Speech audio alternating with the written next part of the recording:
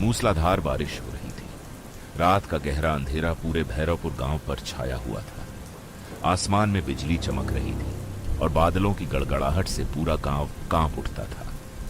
ऐसी डरावनी रात में कोई भी घर से बाहर निकलने की हिम्मत नहीं करता था। इसी बीच रात करीब 10 बजे गांव के छोटे से रेलवे स्टेशन पर एक पैसेंजर ट्रेन आकर रुकी। तेज बारिश के कारण स्टेशन लगभग सुनसान पड़ा था।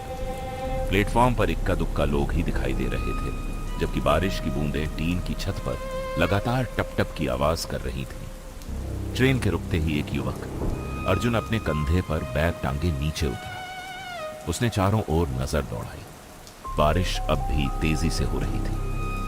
प्लेटफॉर्म लगभग सुनसान था। अर्जुन वहीं खड़ा होकर बारिश के कम होने का इंतजार करने लगा। अर्जुन ने आसमान की ओर देखा और गहरी सांस लेते हुए बुदबुदाया, हे भगवान, इतनी तेज बारिश में अब मैं घर कैसे जाऊं? मुझे तो गांव के रास्ते भी नहीं पता। इतना कहकर वो अपना बैग कंधे पर टांगकर प्लेटफॉर्म पर ही खड़ा रहा और बारिश के थमने का इंतजार करने लगा। अर्जुन कुछ देर तक वहीं खड़ा होकर बारिश के रुकने का इंतजार करता रहा।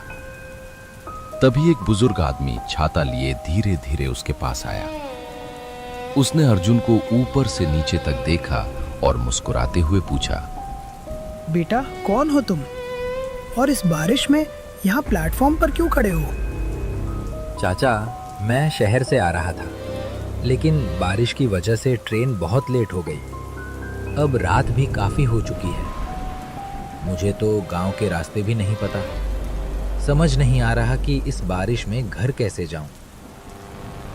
बुजुर्ग के चेहरे की मुस्कान अचानक गायब हो गई। उन्होंने चारों ओर एक नजर दौड़ाई, फिर धीमी आवाज में अर्जुन से बोले, अरे रे बेटा, अब मेरी बात ध्यान से सुनना। आज अमावस्या की रात है, ऊपर से काफ़ी देर भी हो चुकी है। ऐसी रात में कहीं भी जाने की गलती मत करना। आज की रात स्टेशन पर ही रुक जाना, यही तुम्हारे लिए सबसे सुरक्षित रहेगा। बुजुर्ग की बात सुनकर अर्जुन थोड़ा चौंक गया। उसने हैरानी से उनकी तरफ देखा और पूछा, अरे चाचा, ऐसी क्या बात है आज जो आप मुझे इतना डरा रहे हैं? बेटा, तुम शहर से आए हो, इसलिए इस गांव के बारे में नहीं जानते। यहाँ कुछ ऐसी रहस्यमयी शक्तियों की बातें लोग करते हैं जिनसे गांव वाले आज भी डरते हैं। खासकर अमावस्या की रात लोग बेवजह घर से बाहर निकलने से बचते हैं। अरे चाचा, ये सब अब नहीं होता। आप लोग बस बेवजह इन बातों से डरते रहते हैं। आज के ज़माने में भला भूत प्रेत जैसी चीज़ों पर कौन यकीन करता है? अच्छा बेटा, ये बताओ, तुम इस गांव में किसके यहाँ जा रहे हो? चाचा, मैं अपने मामा रामदास के घर जा रहा हूँ। कई साल पहले बचपन में एक बार आया था, लेकिन उसके बाद कभी गांव नहीं आ पाया, इसलिए अब मुझे यहाँ के रास्ते भी ठीक से याद नहीं है। अच्छा, तो तुम रामदास के भांजे हो। मैं उन्हें अच्छी तरह जानता हूँ। उनका घर यहाँ से ज़्यादा दूर नहीं है। लेकिन बेटा, मैंने जो कहा है उसे हल्के में मत लेना। आज की रात गांव की गलियों में अकेले निकलना ठीक नहीं होगा। इतना कहकर बुजुर्ग स्टेशन के पास बने छोटे से रेलवे ऑफिस की ओर चले गए। वहां मौजूद कर्मचारियों से कुछ देर बात करने के बाद उन्होंने एक बेंच पर चादर बिछाई और आराम करने लेट गए। उधर अर्जुन कुछ देर तक वहीं खड़ा सोचता रहा। आखिर उसने मन ही मन कहा, चाचा भी ना बेवजह मुझे डरा रहे थे। मैं भला इन सब बातों पर क्यों यकीन करूं? इतना सोचकर अर्जुन अपना बैग कंधे पर टांगकर स्टेशन से बाहर निकल आया। बाहर बारिश अब भी हल्की हल्की हो रही थी। स्टेशन के ठीक सामने एक छोटी सी चाय की दुकान खुली हुई थी, जहां एक लालटेन की हल्की रोशनी टिमटिमा रही थी। चाय की दुकान को देखकर अर्जुन मुस्कुराया और खुद से बोला, चलो पहले एक गर्मा गर्म चाय ही पी लेता हूँ, फिर आगे का सोचूंगा।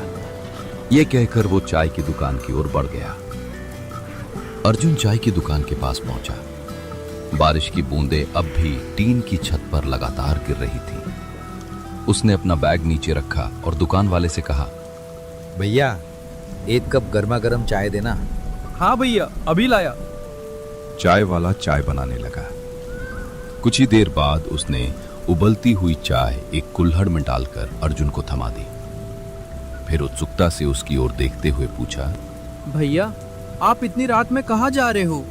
इस समय तो गांव के लोग भी घरों से बाहर नहीं निकलते। अर्जुन ने चाय का एक घूंट पिया और बोला, अरे भैया, मैं अपने मामा रामदास के घर जा रहा हूँ। बारिश की वजह से ट्रेन बहुत लेट हो गई, इसलिए इतनी रात हो गई। चाय वाले के चेहरे का रंग अचानक बदल गया। उसने तुरंत दुकान के बाहर अंधेरे की ओर देखा, फिर धीमी आवाज में बोला, भैया मेरी मानो तो आज रात गांव की ओर मत जाओ। आज अमावस्या की रात है, ऐसी रात में कुछ भी हो सकता है। अर्जुन ने हैरानी से उसकी तरफ देखा। पिछले कुछ सालों में इस गांव से कई लोग रहस्यमयी तरीके से लापता हो चुके हैं। आज तक किसी को पता नहीं चला कि उनके साथ क्या हुआ, इसलिए गांव वाले अमावस्या की रात घरों से बाहर निकलने की हिम्मत नहीं करते। अरे भैया, तुम भी मुझे वही बात बता रहे हो जो स्टेशन पर एक बुजुर्ग चाचा अभी थोड़ी देर पहले बता रहे थे। लगता है इस गांव के सभी लोग बस ऐसी ही डरावनी कहानियों पर यकीन करते हैं। क्या कहा आपने? एक बुजुर्ग चाचा? अर्जुन ने सिर हिलाकर हाँ कहा। चाय वाला एक पल के लिए बिल्कुल चुप हो गया, फिर कांपती आवाज में बोला, भैया आप शायद नहीं जानते, रात के समय उस स्टेशन पर कोई बुजुर्ग नहीं रहता। गांव के लोग कहते हैं कि वहाँ एक बूढ़े आदमी की आत्मा भटकती है। वो नए आने वाले लोगों को स्टेशन पर ही रुक जाने की सलाह देती है, क्योंकि उसे पता होता है कि अमावस्या की रात गांव की तरफ जाना कितना खतरनाक हो सकता है। ये सुनते ही अर्जुन के चेहरे का रंग उड़ गया। ये क्या कह रहा है? अभी कुछ देर पहले तो मैं उसी बुजुर्ग से बात करके आया हूँ। क्या ये चाय वाला पागल हो गया है या फिर सच में कुछ गड़बड़ है? चाय वाले ने घबराकर दुकान के बाहर अंधेरे में एक नजर डाली, फिर अर्जुन के और करीब आकर धीमी आवाज में बोला, भैया मेरी मानो तो आज रात यहीं रुक जाओ। वैसे भी आज अमावस्या की रात है। गांव के बुजुर्ग कहते हैं कि ऐसी रातों में गांव के आसपास अजीब और डरावनी घटनाएं होती हैं, इसलिए कोई भी समझदार इंसान इस समय बाहर नहीं निकलता। अर्जुन ने उसकी बात सुनी, लेकिन उसके चेहरे से साफ लग रहा था कि उसे अब भी इन बातों पर यकीन नहीं हो रहा था। अर्जुन ने हल्की मुस्कान के साथ बात को टाल दिया और बोला, अच्छा भैया, ये सब बातें छोड़ो, बस इतना बताओ, यहाँ से आगे गांव की तरफ जाने के लिए कुछ मिलेगा या नहीं? अर्जुन की बात सुनकर चाय वाले ने एक पल के लिए गहरी सांस ली, फिर सड़क की तरफ देखते हुए सोच में पड़ गया। अरे भैया, इस समय आपको कुछ भी नहीं मिलेगा। ना कोई बस चलेगी, ना कोई ऑटो और ना ही कोई सवारी। मैं भी थोड़ी देर में दुकान बंद करके यही सो जाऊंगा। वो कुछ पल रुका, फिर गंभीर आवाज में बोला, अगर मेरी मानो तो आप भी आज की रात यही रुक जाओ। सुबह होते ही आराम से अपने मामा के घर चले जाना। रात में बाहर निकलना ठीक नहीं है। नहीं भैया, मैं आपको परेशान नहीं करूँगा। मैं किसी न किसी तरह अपने मामा के घर पहुँच ही जाऊँगा। इतना कहकर अर्जुन वहां से आगे बढ़ने लगा। पीछे से चाय वाला जोर से आवाज लगाते हुए बोला, भैया रुक जाइए, मेरी बात मान लीजिए, आगे मत जाइए। लेकिन अर्जुन ने उसकी बात पर ध्यान नहीं दिया। वो अंधेरी सड़क की ओर बढ़ता चला गया, जबकि चाय वाला उसे जाते हुए चिंता भरी निगाहों से देखता रहा। अर्जुन अब स्टेशन से काफी दूर निकल चुका था। हल्की हल्की बारिश अब भी लगातार हो रही थी। वो गांव की कच्ची कीचड़ से भरी सुनसान सड़क पर धीरे धीरे आगे बढ़ रहा था। उसके पैरों की आवाज और बारिश की बूंदों की टप टप के अलावा चारों तरफ गहरा सन्नाटा पसरा हुआ था। सड़क के दोनों ओर घने पेड़ और झाड़ियां थीं, जो अंधेरे में और भी डरावनी लग रही थी। हे भगवान, ये मैं कहाँ फंस गया? पता नहीं अभी गांव कितनी दूर है। इस सुनसान रास्ते में कोई आदमी भी नहीं दिख रहा। काश कोई सवारी ही मिल जाए, नहीं तो पूरी रात ऐसे ही चलते रहना पड़ेगा। अर्जुन धीरे धीरे कच्ची सड़क पर आगे बढ़ ही रहा था कि तभी कुछ दूरी पर उसे एक धुंधली सी परछाई दिखाई दी। अर्जुन धीरे धीरे कच्ची सड़क पर आगे बढ़ रहा था। तभी कुछ दूर उसे एक छोटा सा तिरपाल का तंबू दिखाई दिया। तंबू के नीचे एक आदमी लकड़ी के स्टूल पर बैठा था।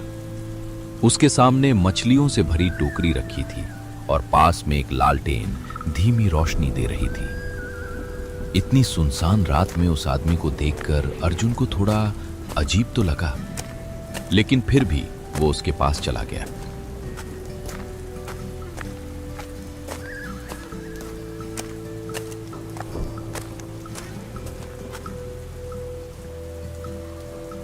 अरे भाई, इतनी रात को तुम मछलियां बेच रहे हो? मछली बेचने वाले ने अर्जुन की तरफ देखा और हल्की मुस्कान के साथ कहा, पहले मछली ले लो भैया, अभी अभी ताज़ी पकड़ कर लाया हूँ। वैसे मामा को तो मछली बहुत पसंद है, क्यों ना कुछ मछलियां ले लूं? इतने दिनों बाद उनके घर जा रहा हूं, उन्हें भी अच्छा लगेगा। अर्जुन ने बिना कुछ सोचे मछलियां खरीद ली। उसे बिल्कुल भी अंदाजा नहीं था कि उसने अपनी सबसे बड़ी गलती कर दी है। इस गांव में एक पुरानी मान्यता थी कि अमावस्या की रात मांस या मछली साथ लेकर सफर नहीं करना चाहिए। गांव वाले मानते थे कि इसकी गंध ऐसी अदृश्य शक्तियों को अपनी ओर खींच लेती है जिनसे सामना होने पर बच पाना आसान नहीं होता। तुम्हें इतनी रात में यहाँ अकेले बैठे डर नहीं लगता? साहब, यहाँ कोई भी कभी अकेला नहीं होता। मछली वाले की बात अर्जुन की समझ में नहीं आई। उसने इसे भी गांव वालों की अजीब बातें समझकर नजरअंदाज कर दिया और आगे बढ़ गया। कुछ दूर चलते ही उसके बैग से मछलियों की तेज गंध फैलने लगी। तभी अचानक अर्जुन को ऐसा महसूस हुआ जैसे कोई उसके बिल्कुल पीछे पीछे चल रहा हो। उसने एक दो बार पीछे मुड़कर देखा, लेकिन वहां कोई नहीं था। फिर भी हर कदम के साथ उसके कंधे पहले से ज्यादा भारी महसूस होने लगे, जैसे किसी का अदृश्य हाथ धीरे धीरे उस पर अपना भार बढ़ा रहा हो। अर्जुन चलते चलते अचानक रुक गया। उसने अपना कंधा सहलाया और घबराकर इधर उधर देखने लगा। ये मेरा कंधा इतना भारी और दर्द क्यों हो रहा है? और ये अजीब अजीब सी आवाजें आखिर आ कहां से रही हैं? अर्जुन ने फिर एक बार पीछे मुड़कर देखा, लेकिन वहां दूर दूर तक कोई दिखाई नहीं दिया।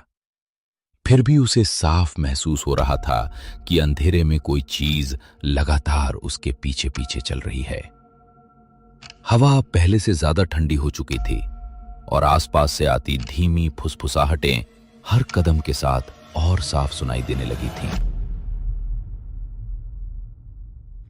अर्जुन जैसे ही कुछ कदम आगे बढ़ा, अचानक उसके पैर वहीं थम गए।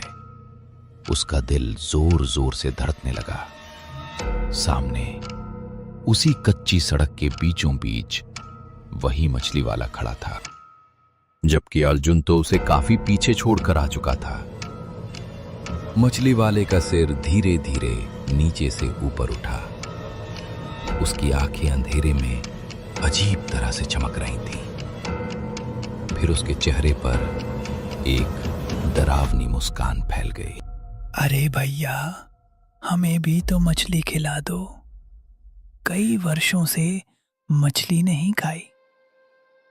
ये सुनते ही अर्जुन के शरीर में सिहरन दौड़ गई। उसके हाथ पैर कांपने लगे। अब उसे धीरे धीरे समझ आने लगा था कि वो किसी बहुत बड़े जाल में फंस चुका है। स्टेशन के बुजुर्ग, चाय वाले की चेतावनी और मछली वाले की रहस्यमयी बातें सब एक एक करके उसकी आंखों के सामने घूमने लगी। कांपती आवाज में उसने किसी तरह हिम्मत जुटाई। क्या मतलब? अभी तो मैंने तुमसे ही ये मछली खरीदी थी। तुम आखिर हो कौन? मैं तुम्हारी मौत हूं। जरा अपने आसपास तो देखो, मेरे साथी भी तुमसे मिलने का बेसब्री से इंतजार कर रहे हैं।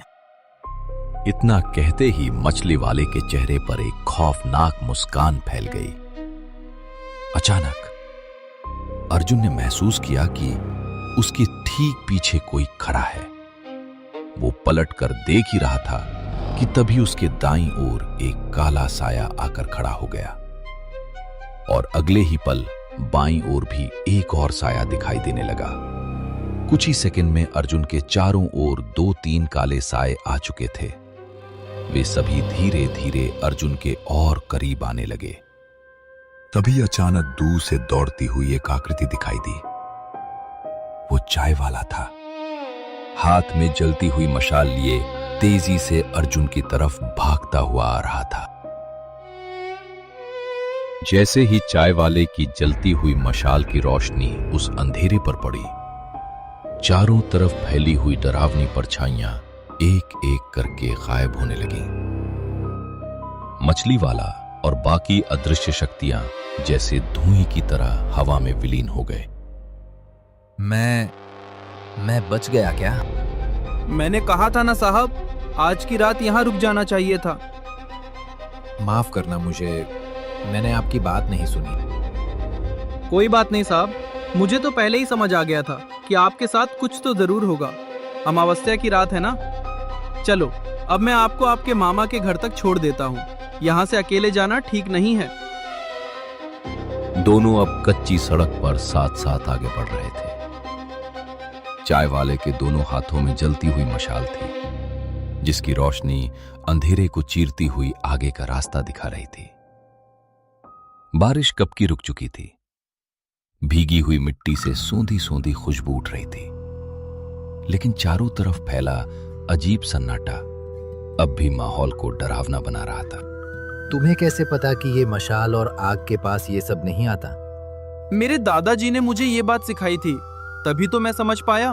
वरना आप ही सोचो साहब, मैं अकेला आदमी इतनी रात तक अपनी दुकान खोलकर कैसे बैठा रहता। उसकी बात सुनकर अर्जुन चुप हो गया। दोनों धीरे धीरे गांव की तरफ बढ़ते रहे और मशाल की रोशनी में अब रास्ता थोड़ा साफ नजर आने लगा था। आखिरकार मशाल की रोशनी में चलते चलते दोनों घर तक पहुंच गए। कच्ची सड़क के बाद अब पक्के आंगन की हल्की सी रोशनी दिख रही थी। दोनों ने दरवाजे के सामने पहुंचकर दस्तक दी। अंदर मामा खड़े थे। अर्जुन को देखते ही उनके चेहरे पर राहत और हैरानी दोनों आ गईं। अर्जुन, आ गए तुम, लेकिन इतना डरे हुए क्यों लग रहे हो? मामा, रास्ता बहुत अजीब था, बहुत कुछ हुआ। मुझे खुद समझ नहीं आ रहा मैं कैसे यहाँ तक पहुँचा। रामदास चाचा, आज बहुत अजीब घटना घटी है। इन्हें आराम से सुला दो, बहुत डरे हुए हैं। अर्जुन, तू सो जा। सुबह उठकर जो भी हुआ है आराम से बता देना। बिरजू, अच्छा हुआ तूने उसे बचा लिया, वरना आज मैं अपनी बहन को क्या जवाब देता। चल अब तू भी अंदर आ जा और आराम कर ले। आज की रात बहुत लंबी रही है। घर के अंदर धीरे धीरे सब शांत हो गया। अर्जुन थकान और डर के बीच बिस्तर पर लेट गया और धीरे धीरे उसकी आंख लग गई। अगली सुबह सुबह की हल्की धूप कमरे में फैल चुकी थी। बाहर गांव धीरे धीरे जाग रहा था। अर्जुन, उठ गया? चल अब जाकर नहा ले। कल रात से बहुत परेशान लग रहा है तू। हाँ मामा, पर वो चाय वाला कहाँ गया? अरे वो तो हमारे ही गांव का बिरजू था। रात को वो भी यही रुक गया था, सुबह जल्दी चला गया। अर्जुन कुछ पल चुप रहा। उसके चेहरे पर उलझन साफ दिखाई दे रही थी, जैसे वो कुछ याद करने की कोशिश कर रहा हो। अर्जुन ने बेचैनी से आगे झुककर पूछा, आप पूरी बात बताइए। ये सब कौन है और क्या करते हैं? अर्जुन, कल रात तेरे साथ आखिर हुआ क्या था?